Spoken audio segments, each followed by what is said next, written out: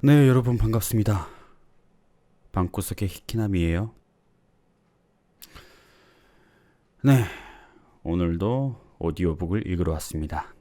여러분, 제가 전편에서 오디션 캐스팅에 대해서 얘기했었잖아요. 여러분들의 바램대로 제가 주인공 자리를 맡게 됐습니다. 제 생각에는 여러분들을 만나기 위해서 제가 늘 대본을 지고 있다 보니까 연습을 할 기회가 많았던 것 같아요. 그래서 여러분들의 덕도 크다고 생각합니다. 정말 감사합니다.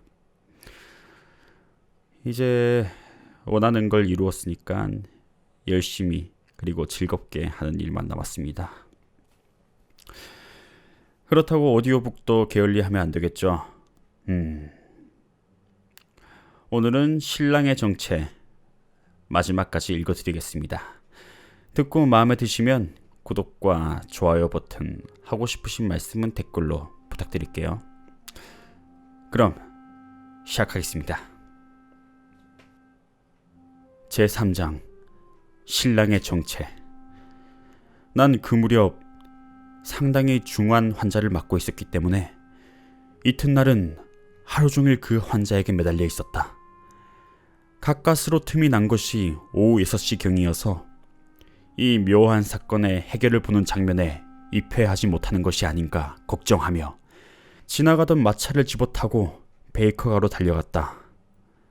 그러나 도착해 보니까 홈즈는 그 호리호리한 몸을 팔걸이 의자에 파묻고 잠들어 있었다.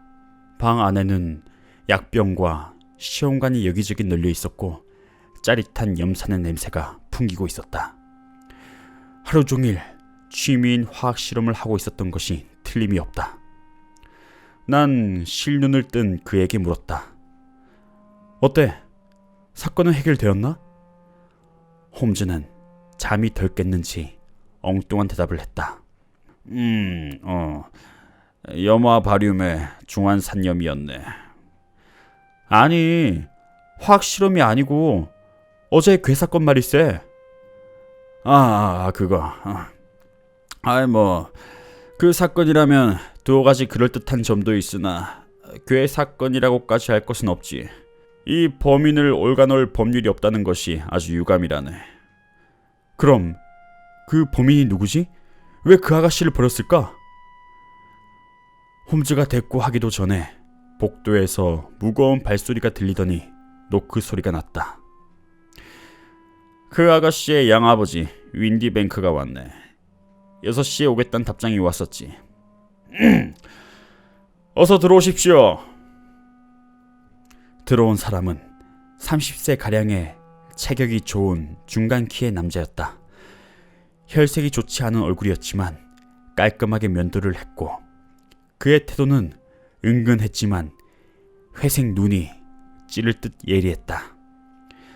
사나이는 우릴 눈부신 듯 힐끔 쳐다보곤 손때가 묻은 실크햇을 탁자 위에 놓고 가볍게 머리를 숙여 인사를 했다.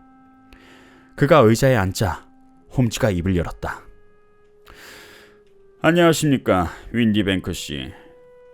이 타자기로 친 편지는 당신이 보낸 거죠.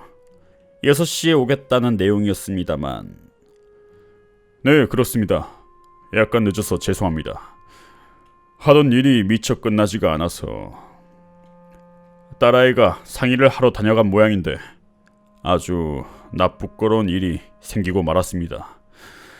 이런 집안 망신은 덮어두고 싶었는데 딸이 선생을 차뵙는 일에 대해서 난 반대를 했죠. 하지만 그의 성민은 아시다시피 아주 불같기 때문에 일단 작정한 일은 하고 만답니다. 하기야 선생은 경찰이 아니어서 약간은 마음이 놓입니다만 이런 가정의 일은 남에게 알리고 싶지 않은 것이 사실이지요. 게다가 호즈모 에인절을 차낸다 하는 것도 어려운 일일 테니까 돈만 낭비하는 일 아니겠습니까? 홈즈가 조용히 말했다. 아니요, 그렇지 않습니다.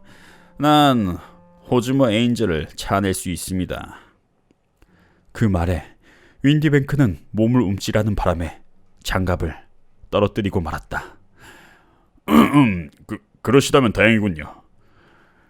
의아스럽게 생각하실지 모르나 타자기의 활자에도 손으로 글씨를 쓴 것처럼 분명히 알아볼 수 있는 방법이 있답니다.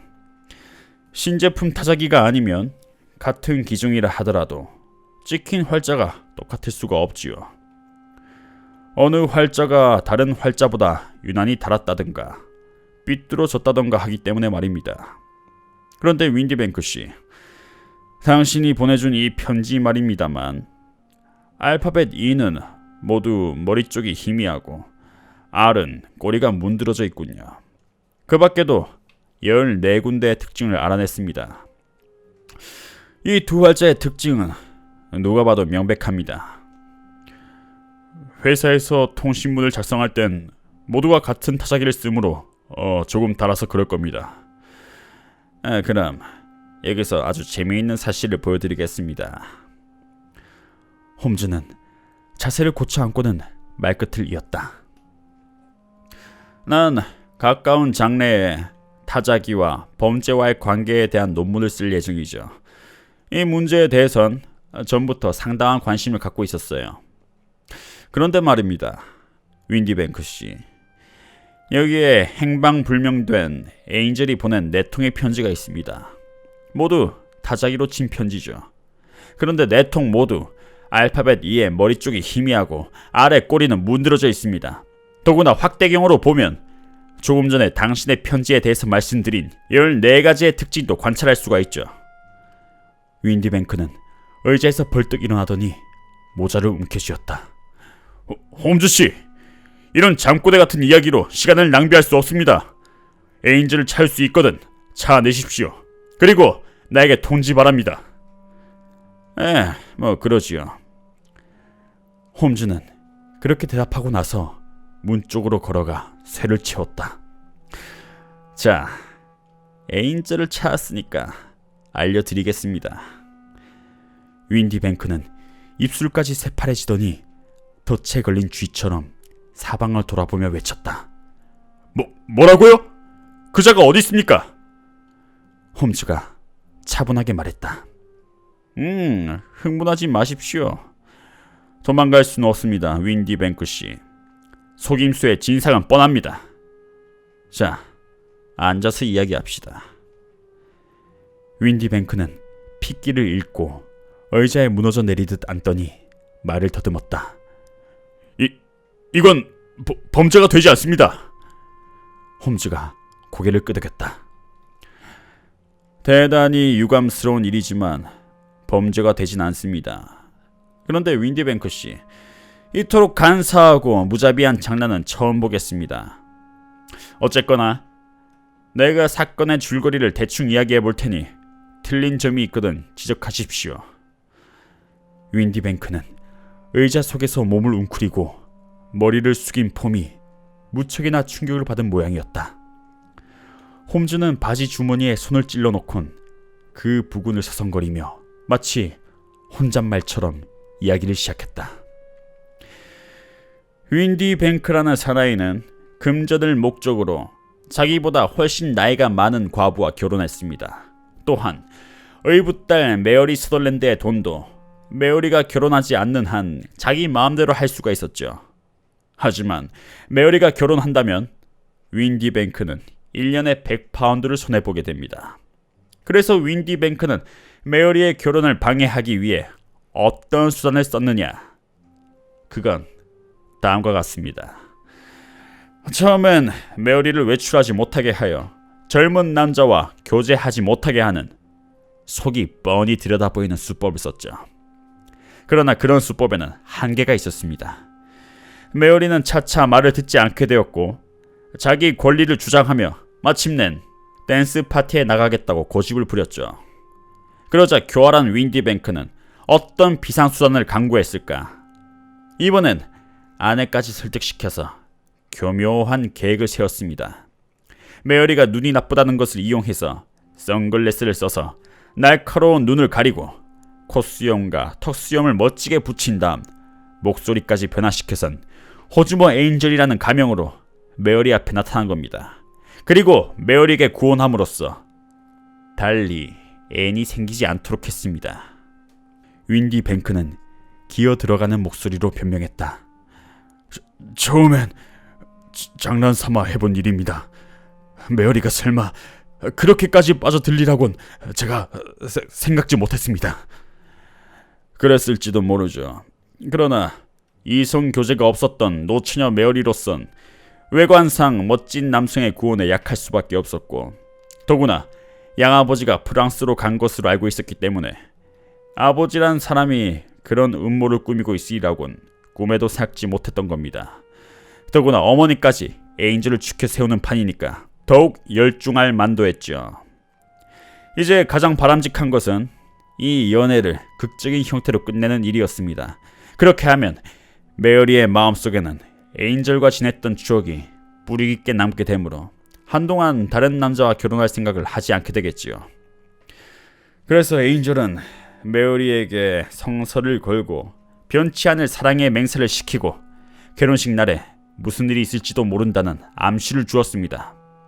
즉, 윈디 뱅크는 메어리가 에인절에 대한 마음의 상처로 그가 혹시 다시 나타나지 않을까 하는 기대감으로 한 10년은 다른 남자와 결혼할 생각을 못하게 만들려고 한 겁니다.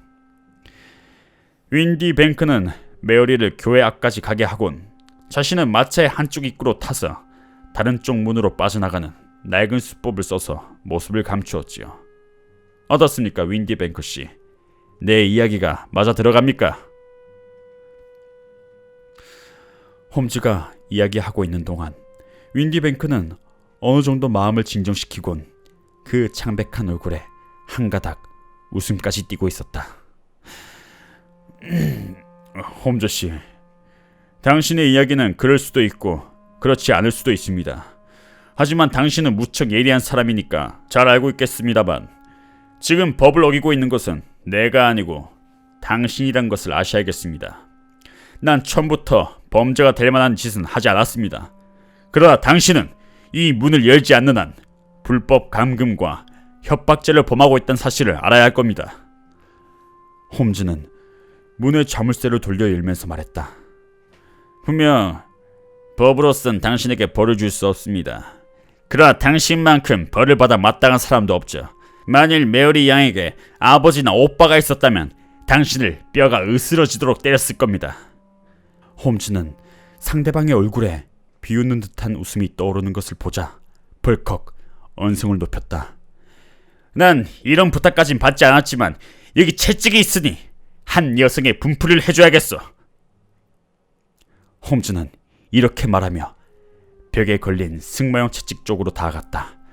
그러자 그 순간 윈디 뱅크가 후다닥 방 안을 뛰쳐나갔다. 그리곤 우당탕 계단을 달려 내려가더니 현관문이 덜컥 열렸다.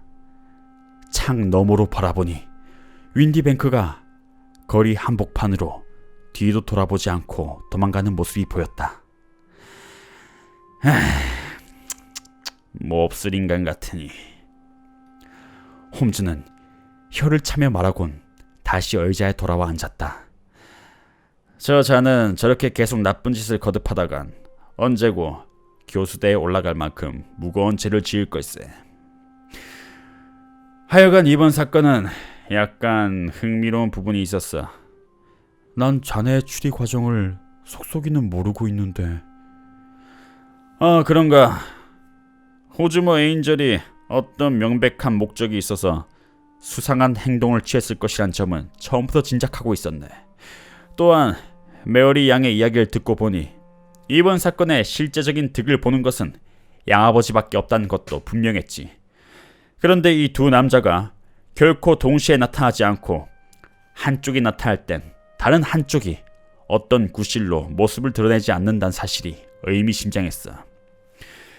또한 에인절이 선글라스를 쓰고 멋진 수염을 달고 있다는 사실로 곧장 변장이란 사실을 알아챌 수 있었지. 서명까지 타자기로 친 것은 자기의 필적을 메리가 알고 있으므로 손으로 쓰면 에인절의 정체가 드러날지도 모른다는 계산이었어. 이러한 요소를 종합해보면 나의 추리는 확신으로 굳어질 수밖에 없었던 걸세. 그런데 증거는 어떻게 잡았나?